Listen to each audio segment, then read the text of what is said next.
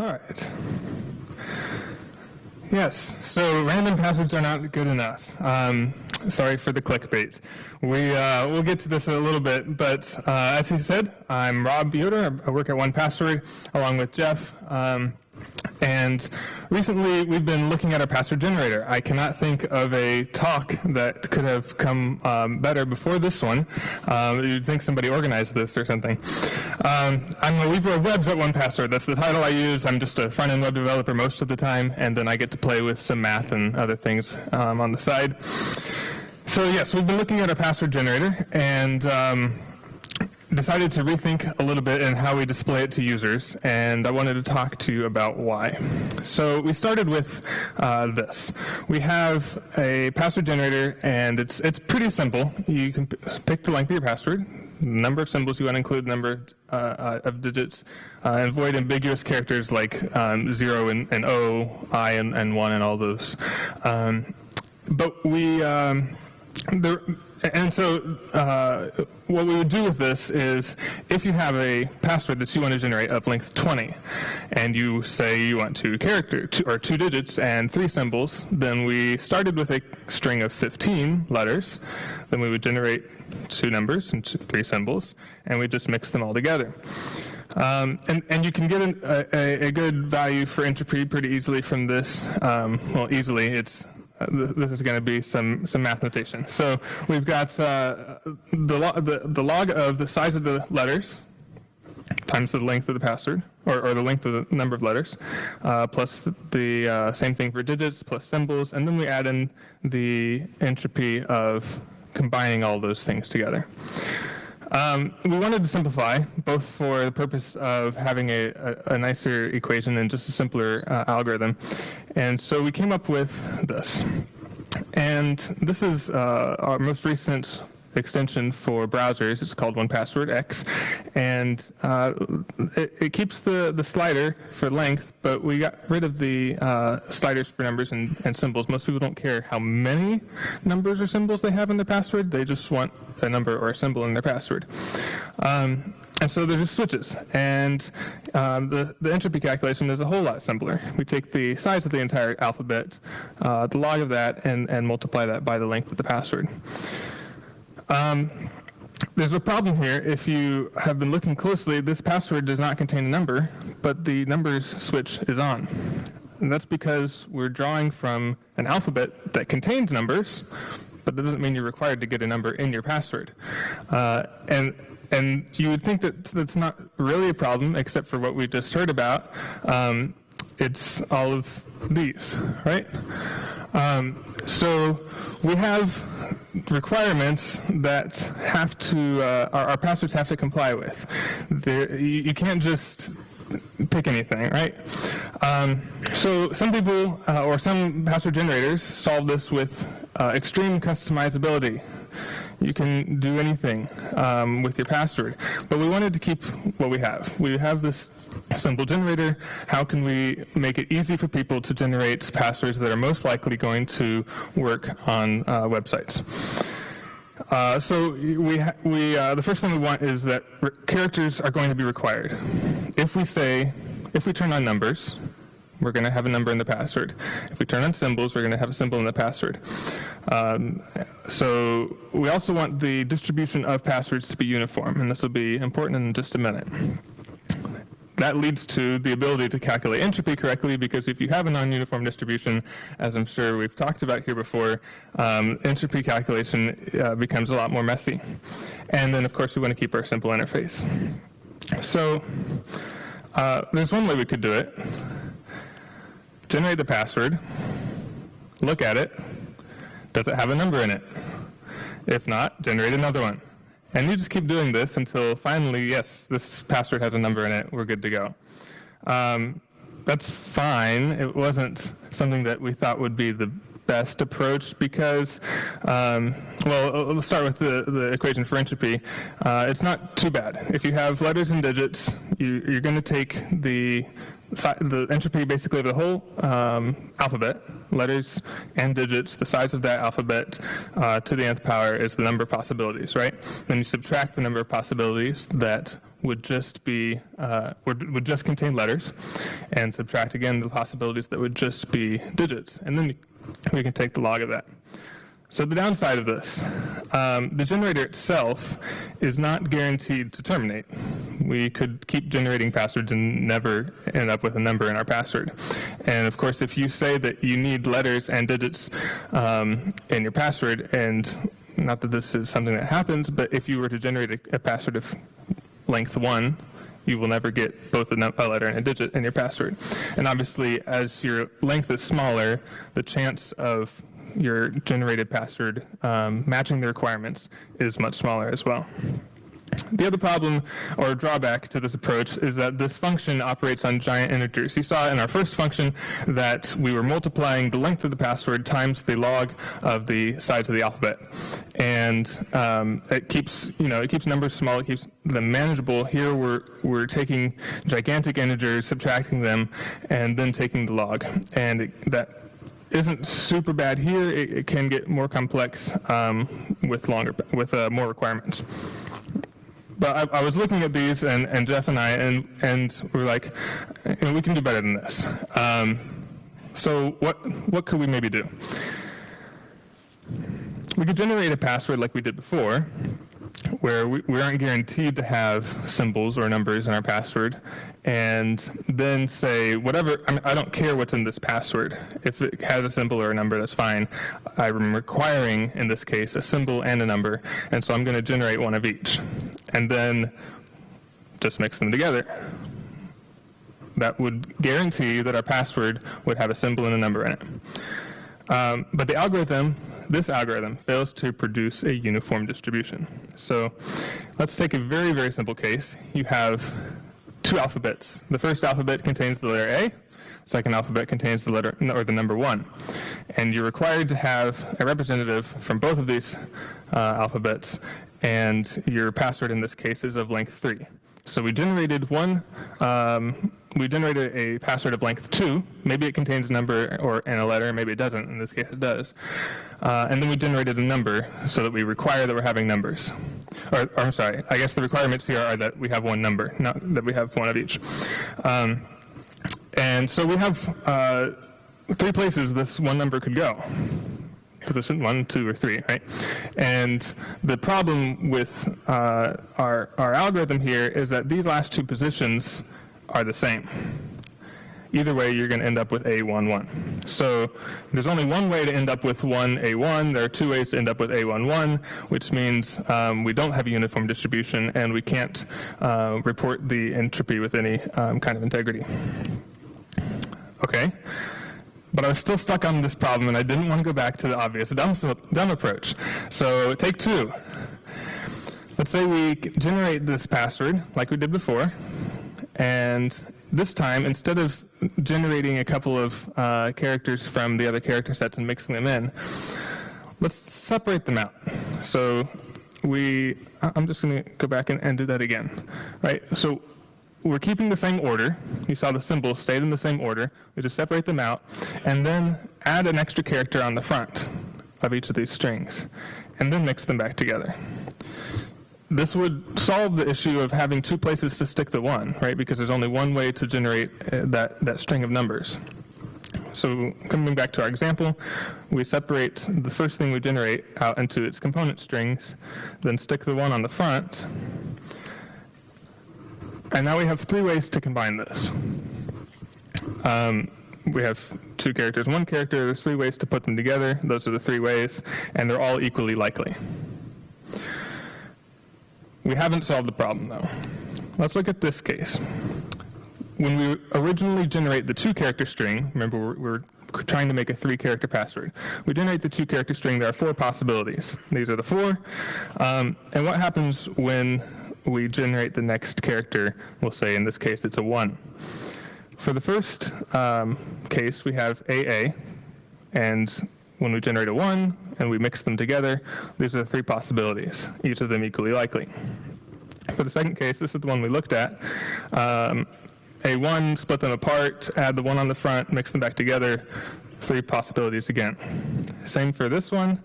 And then for this last one, there's only one possibility because we're not requiring letters here, we're only requiring digits. So if you generate the string 1, 1, and you add a 1 on the front, there's no mixing to do, you're done. These ones in the center here are actually the same. Why is that? Because A1 and 1A, when you split them into two strings, A and 1 are going to be the same. And so when we generate the 1 stick on the front, we have basically, we're starting from the same spot. We end up with the same results, which means these are our 7 possibilities total on the bottom. It makes sense. We have 3 characters long, 2 characters to choose from. It would be 2 to the 3rd power, but we're not allowing AAA because it doesn't have a 1 in it. And so we have 7 possibilities. But here's where the non-uniform distribution comes in. So this first column, remember the very first thing we generated was AA, and there is a 1 in 4 chance of generating that string. Underneath, each of those possible results has a 1/3 chance of being generated, equally likely, and so there's a 1/12 chance of any of those 3 results being generated. In the second column, though, A1 and 1A produce the same 3 results. And so we're treating them as basically one starting point. There's a 1/2 chance of generating either A1 or 1A at the beginning. And then there's a 1 in 3 chance of generating any of the items in the column. And so 1/2, 1/3, there's a 1/6 chance of getting any of those results. And then in this last column, there's a 1/4 chance of getting 1, 1 again at the beginning, and then there are no other places to go from there, so we have a 1/4 chance of getting 1, 1, 1. That makes this final result the most probable of any of the results, and it means that we don't have a uniform distribution. So we are back to where we started. We have this approach, and we're going to roll with it. So we have this equation. Take the length, or the entropy of the whole, or sorry, take the number of possibilities for all, drawing randomly from the entire alphabet, subtract all the ones that are only letters, subtract all the ones that are only digits, and then these drawbacks that we talked about.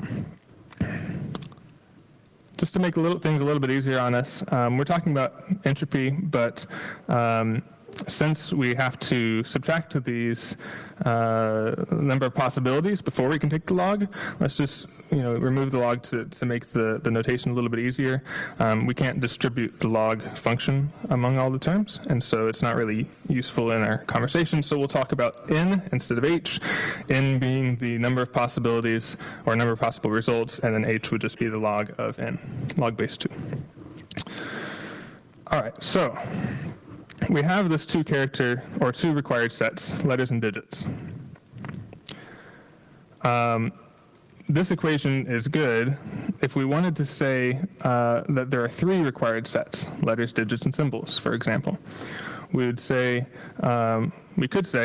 take the number of possibilities for the whole alphabet again, right? All the alphabets merged together, subtract the ones that are only represented by one alphabet, and then subtract the ones that are only a combination of letters and digits, only a combination of letters and symbols, and only a combination of digits and symbols, because none of those possibilities contains all 3 letters, digits, and symbols. So as I said, this equation is good. Unfortunately, this equation is not good. What I said was good, but that's not what this equation is doing. So we said this, and the problem here is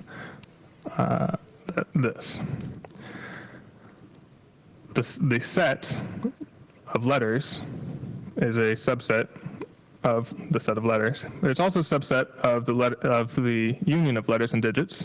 It's a subset of the union of letters and symbols. Basically, that means if we generated the password ABC, we would subtract it for not containing digits or symbols. We'd subtract it for not containing digits, and we'd subtract it for not containing symbols. So we're subtracting it 3 times.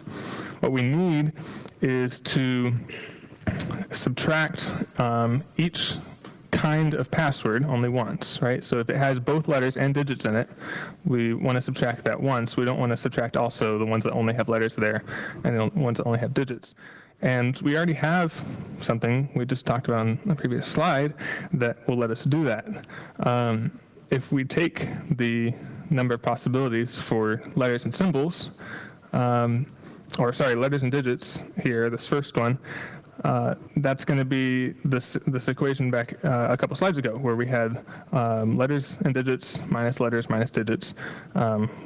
Very simplified explanation of that terminology there, but these equations, right? So we're defining our entropy, or our number of possibilities, in terms of our previous function. This looks like recursion waiting to happen, and that's what we're going to end up with. So let's talk about how to describe this more generically. We were talking about LD and S as letters, digits, and symbols. Let's just talk about an arbitrary set of required character sets. So this is a set of sets of characters. R1, R2, R3 there could be whatever. They just need to be distinct from each other. And so then we represent the number of possibilities as the as n subscript r of the length of the password. Okay, so using this notation, we can start to build up a pattern. If we said we have no required sets of characters, we're going to start with the simplest case. This is the empty set. There are no characters in our alphabet, then that means there are no passwords we could generate, so the number of possibilities here is 0. If we had one required set of characters, though, this is the same as not caring about requiring, right? You just have one alphabet and you're drawing from that. And so it's the original equation that we talked about. Take the size of the alphabet, raise it to the power of n. We're going to add something in here for completeness that I'll come back to in just a minute, but this is just subtracting the empty set version, the line previous, and that equals 0. So we're not changing our equation. All right. Here's where it starts to get interesting. We have now 2 required character sets, and this is similar to what we saw before, but we're defining it in terms of the previous previous 2 lines. So we have the required character sets that are union together to provide our full alphabet. But remember, we could end up with passwords from that alphabet that don't require or don't contain one of the character sets, and so we're going to subtract those. We're subtracting, again, the empty set there, which is 0, and then we're subtracting the number where it's just containing the first required character set, and the ones where it's just represented by the second required character set. Again, this is the same or equivalent to the function that we defined earlier. So the problem that we had was with 3 required character sets.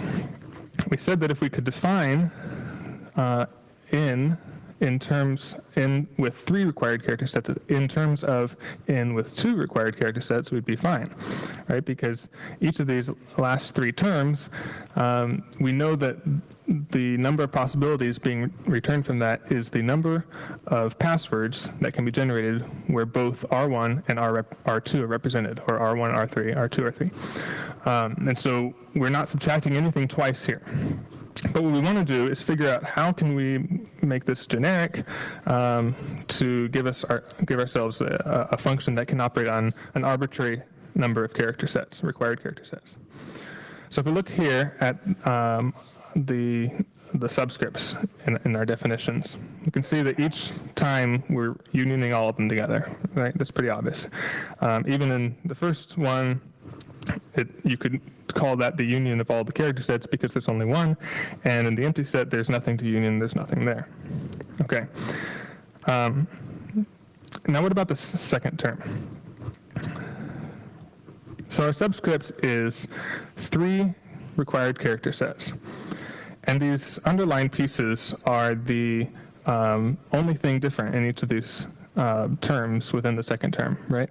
So what pattern can you see in the underlined pieces? Each of those is a proper subset of the one on the far left, R1, R2, R3. So, and in fact, these are all of the proper subsets of that set. This is the same for this third line, the empty set, the set containing just R1, the set containing just R2. These are the proper subsets and all of the proper subsets of the set containing R1 and R2. Same for here. The only proper subset of that is the empty set, and there are no proper subsets of the empty set. All right. The power set is a function that will get us to this what we're looking for here. It is the set of all subsets of a set. So you can represent it in set builder notation like this, where X is any subset of R. So for example, with the 3 required character sets, this is the power set of that set. You can see though that we have this extra set on the end, R1, R2, R3. That's the same as what was passed into the power set. It is R itself, and we don't care about that. That wasn't one of the things that we need to subtract. That's what we're subtracting from, right? So we want the set of all proper subsets of a set, which basically means all of the subsets except for the set itself. You can represent that like this. You can also represent it with set subtraction, the power set of R minus the set containing just R. All right, we have all the pieces put together to make our recursive function.